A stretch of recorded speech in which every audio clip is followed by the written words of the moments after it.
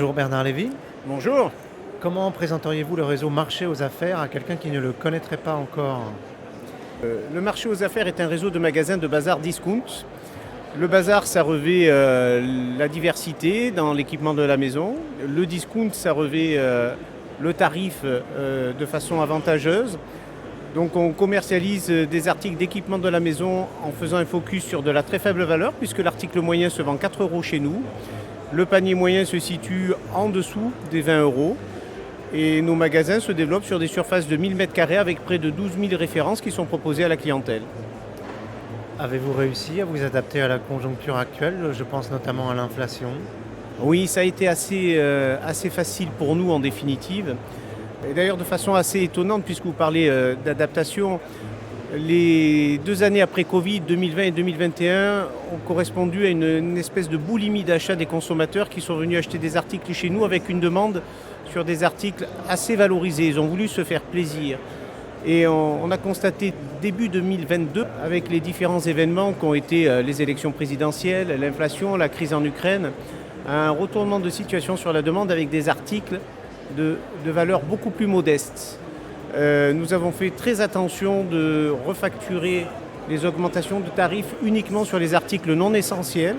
Et manifestement, les consommateurs nous en sont très reconnaissants puisque nous avons plus de trafic dans nos points de vente et des chiffres d'affaires toujours en progression. Est-ce que vous continuez à vous développer aujourd'hui? Et si oui, quels sont vos objectifs? Alors le développement est exceptionnel parce que ce qui vaut pour les consommateurs vaut également pour les investisseurs qui aujourd'hui cherchent des activités rentables dans lesquelles ils puissent se concrétiser. Nous avons fini l'année 2022 avec 35 magasins de plus que ce que nous l'avions démarré. Ça a été un développement exceptionnel pour nous. Et sur ce début 2023, on en est à une quinzaine d'ouvertures d'ici au mois de juin. Et on espère faire entre 20 à 25 magasins. Nous n'avons pas d'objectif chiffré. On est uniquement sur de la concrétisation de demandes faites par des investisseurs qui se passent relativement bien pour nous. De quels outils, de quels services et de quels moyens bénéficient vos franchisés? Alors, on essaie de les assister au maximum pour leur transmettre l'essence même du contrat de franchise, c'est-à-dire notre savoir-faire. On les assiste dans la recherche des locaux, on les assiste dans la négociation des baux, on les assiste dans la mise en place d'un budget d'investissement et d'un compte d'exploitation prévisionnel. J'accompagne personnellement tous les porteurs de projets en banque pour obtenir leur financement, sachant que notre particularité, c'est d'arriver à faire financer les stocks par nos partenaires bancaires. Nos franchisés sont ensuite formés de façon à ne pas les lâcher dans la nature au moment où ils vont exploiter leur magasin.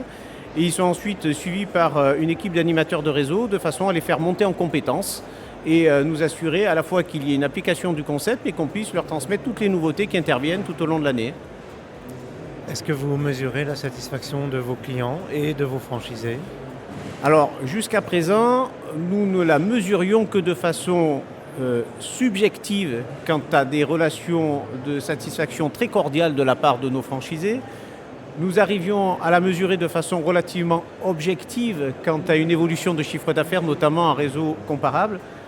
Mais nous avons eu la gratification et l'agréable surprise d'avoir été lauréat en tant que meilleure franchise de France dans le commerce spécialisé, avec un taux de satisfaction qui a été mesuré par les organismes qui ont mis en place ce prix de meilleure franchise de France.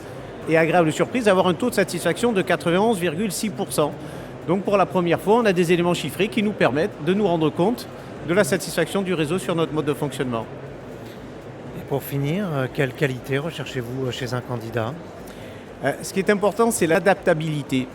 D'avoir des candidats qui puissent gérer leur affaire en bon père de famille et d'avoir des candidats qui soient à l'écoute de la franchise pour pouvoir s'adapter à un concept et à leur clientèle et des gens qui soient à l'écoute également de leur clientèle. Donc dès lors, on n'est pas obligé d'avoir une expérience de commerçant ou autre, mais dès lors qu'on répond à ces critères qui correspondent à une toute simple écoute humaine et de la relation humaine, on est le bienvenu dans le réseau Marché aux Affaires. Merci Bernard Lévy. Merci à vous.